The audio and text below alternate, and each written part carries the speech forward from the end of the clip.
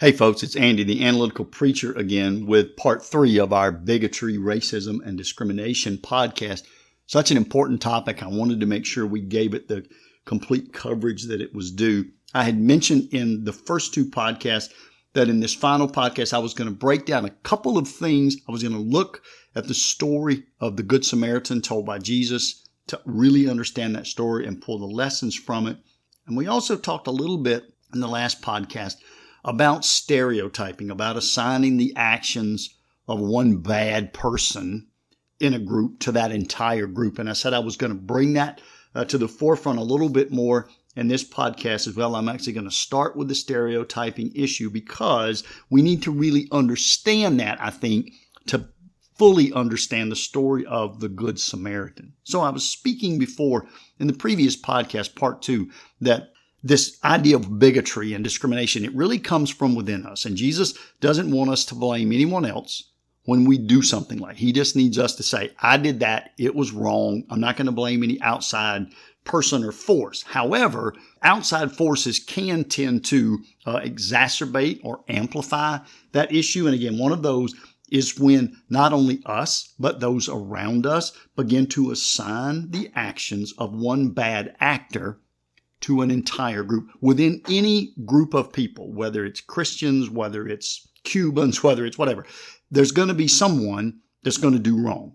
And then the question is, do we see that person as a standalone individual who did wrong because they chose to do wrong, or do we blanket the entire group with that action? Stereotyping, in that sense, in one way, it's related to a function of our brain that sort of does serve a purpose. Let's say, for example, that I see a dog, a Rottweiler, coming at me, and he's barking and he's growling and he's running toward me and he bites me, he attacks me. Well, the next time I see a Rottweiler coming at me, barking and growling, my defenses are automatically going to be up. If there's anything I can do to get out of that situation, I'm going to do it. Maybe it's not just a Rottweiler. Maybe it's any dog or any dog of any size. If the dog is barking, if the dog is running towards me, if the dog is growling, I'm going to see that as a warning sign. The problem, of course, happens when my brain takes that in the wrong direction. I see a smaller dog. He's sitting down or he's standing up, but his tail is wagging and all this kind of stuff. And I still see it as a threat. The real problem with stereotyping and bigotry is we don't even have to have been, quote unquote, attacked by the dog. Bigotry tells us that person is different from me. So I'm cautious about that. They look different. They speak different. They act different than me. So I'm automatically cautious about them.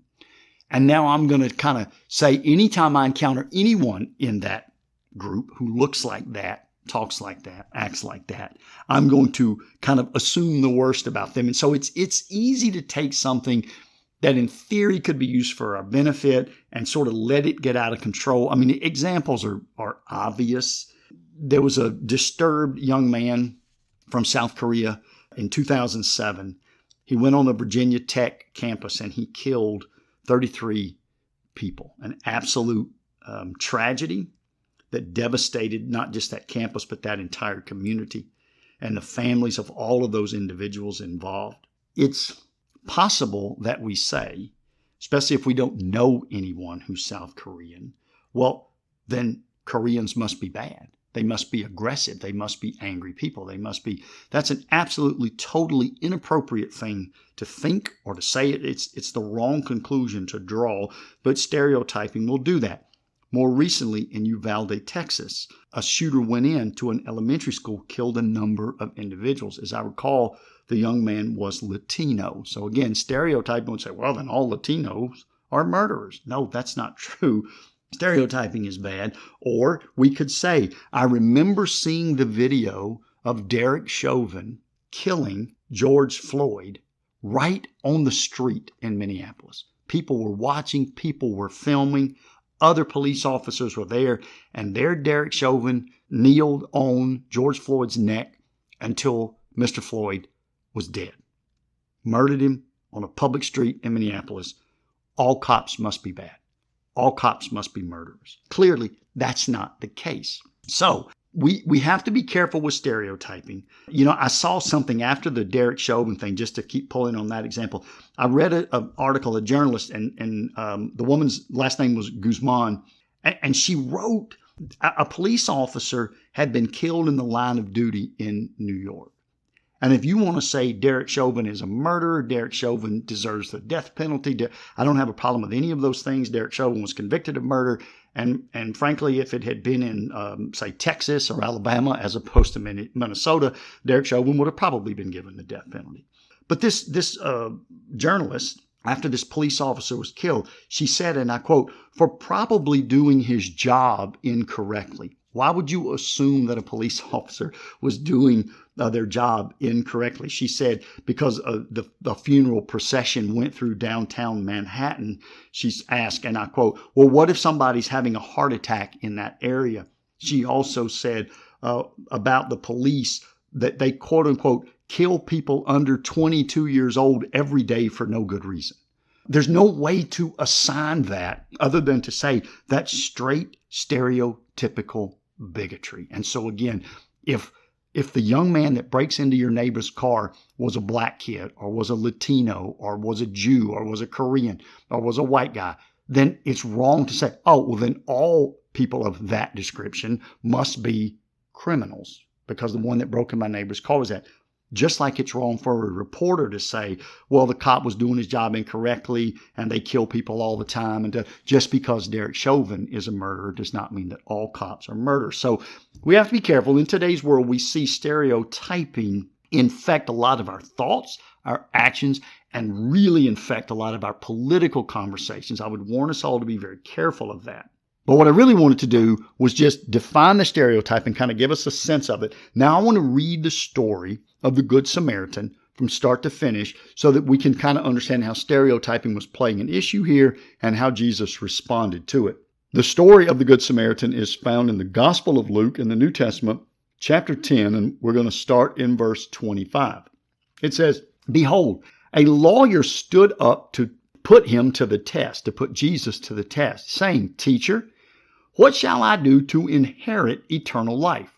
He said to him, "What is written in the law? How do you read it?" And he answered, "You shall love the Lord your God with all your heart and with all your soul and with all your strength and with all your mind, and shall love your neighbor as yourself."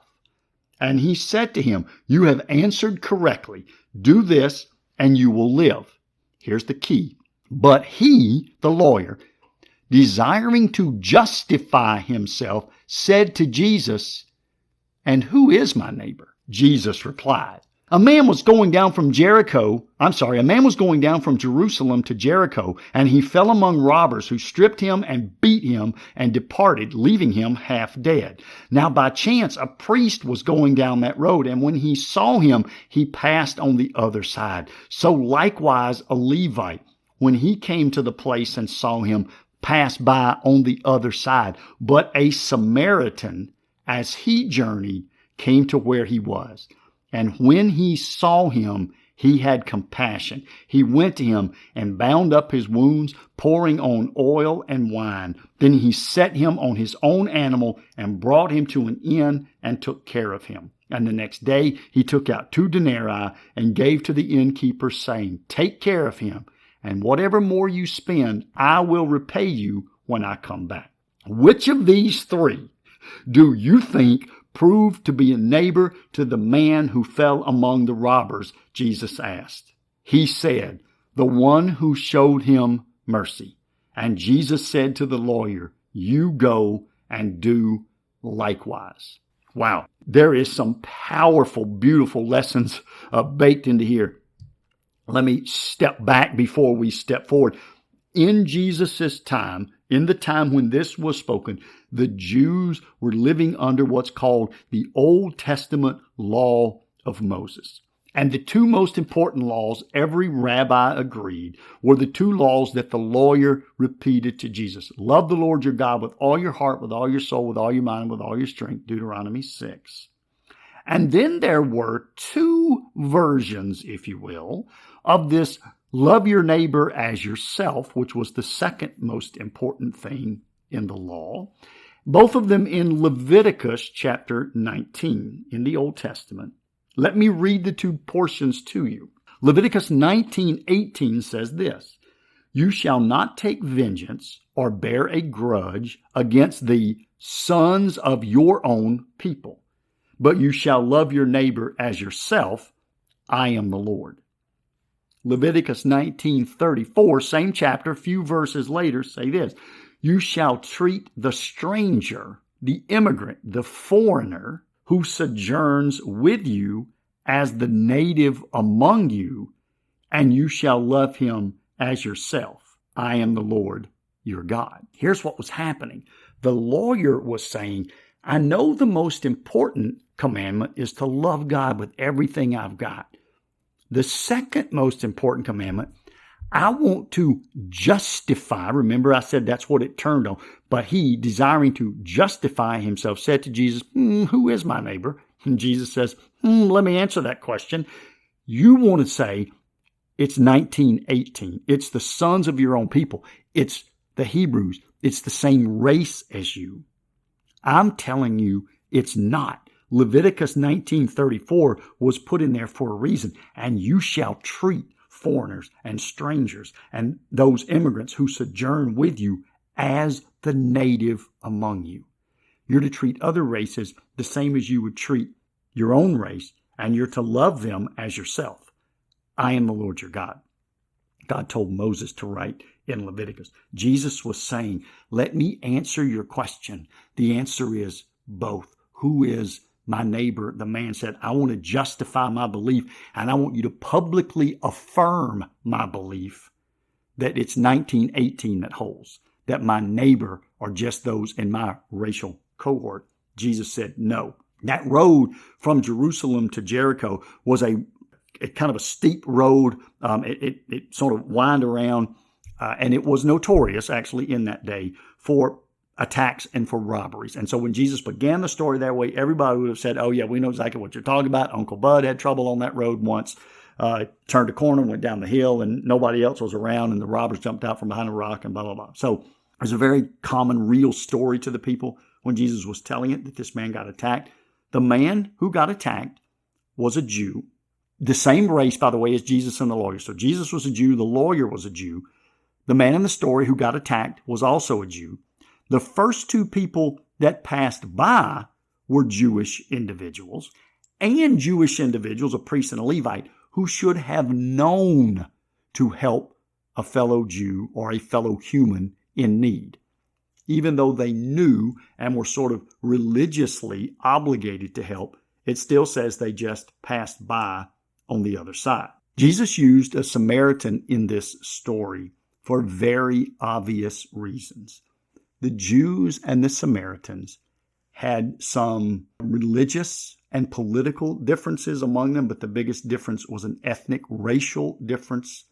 The Jews and the Samaritans mutually despised one another.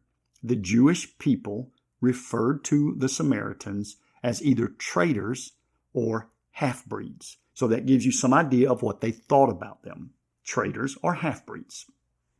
Jesus' point was simply this.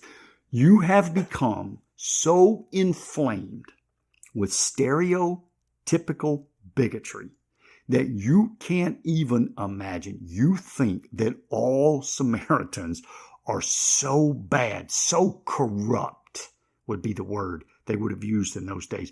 You think that trading half-breed is so corrupt. You can't even imagine that God on high would tell you, treat that person as a neighbor. And you think that Jewish people are so good just by virtue of the fact that they were born Jewish. You have a hard time seeing them in a negative light. Your stereotyping is literally defining your entire life. Your stereotypical bigotry is literally defining. And so Jesus said, let me put a story in front of you and force you to think in a different way. Let me force you to think that all Jews, and especially those of elevated categories like priests and Levites, let me pull out of your mind the option that they're all great, perfect people. And let me especially pull out of your heart this idea that this trading half-breed that you despise and who you just assume would despise you and all of your Jewish brothers, let me pull out of your heart that hatred and just paint you a really quick picture of someone of your race in need and someone of that race being one that not only stopped to say, hey, bud, you okay, but that actually stopped, used the best medicine of the day, and then took the person, got them lodging, paid for them. Jesus is going to an extreme to say two races that despise each other, and this guy bent over backwards to be a neighbor to someone of a different race. That's the lesson of that story. That's the lesson of this parable, is that we cannot let racial differences and especially the stereotypes that we have going into a situation. Jesus would say we need to judge each person. MLK said it, right? King said, judge them by the content of their character. Give each person the opportunity to be judged by the content of their character. That's exactly what Jesus is saying here. There's two reasons I believe that Jesus structured the story this way, because in this story, the minority was the one who acted like the neighbor. The minority who, no doubt, in his life, a Samaritan in Palestine in that time would have known of bigotry and discrimination coming from the Jews, coming from the Romans. They would have been a suppressed minority. So Jesus is saying, I want to make this minority the good guy in this story. And I think one minor reason that he did it, there's a chance that we could misread the story and say, oh, we get it, Jesus. What you're telling us is if the Samaritan had been hurt and the Jewish individual had helped him out, we might say, so we see. So when we're in the majority and we're superior to other people, we should have pity on them because they're pitiful, and we should help them out if it's not too inconvenient. No, Jesus, that's not what I'm saying at all. You're not superior. You're equal to this person. You're both individuals made in God's image. So he had the minority play the good guy instead of, so that there's no chance we could think, yes, we should show pity to those we're superior to. Not going to work that way. But here's the major reason that I believe Jesus structured this story this way. And it's simply this. Jesus is reminding us, even when you have been discriminated against, even when you have had to personally face bigotry, as again, no doubt a Samaritan in that day on the road from Jerusalem to Jericho would have had faced. Jesus is saying, even when you've been in the minority, you do not return evil for evil. You don't return mistreatment for mistreatment. The Bible, from almost its first page until its last page, begs humanity, break the cycle, stop the chain, right? When in the South, we used to talk about feuds among families, and the families could never remember what the feud was about. They just knew those guys, that side,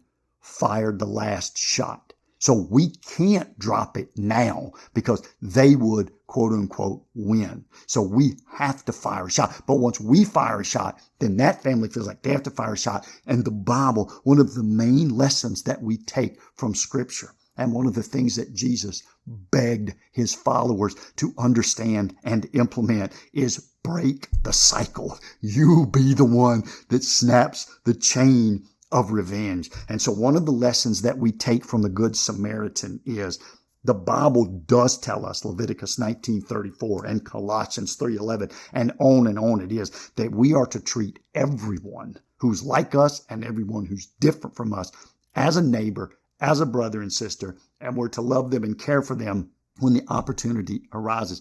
We are not to allow stereotypical thoughts to take over our mind. And even if we've had trouble with one person from this country or that speaks that language, we're not to put that negative blanket across everybody else. And Jesus is telling us not only is racism wrong, but revenge is wrong as well. And if you really want to be a child of God, if you really want to be the first in the kingdom of God, then you be the Samaritan. you take the bigotry and you don't return revenge in its place. You break the chain and you break the cycle. And I believe that's one of the primary lessons other than the anti-racism lesson that we take from the story of the Good Samaritan in Luke 10. All right, folks, that is the end of our 3-series podcast on bigotry, discrimination, and racism. Any questions, contact me and let me know. Happy to answer them. Otherwise, until the next podcast, this is Andy.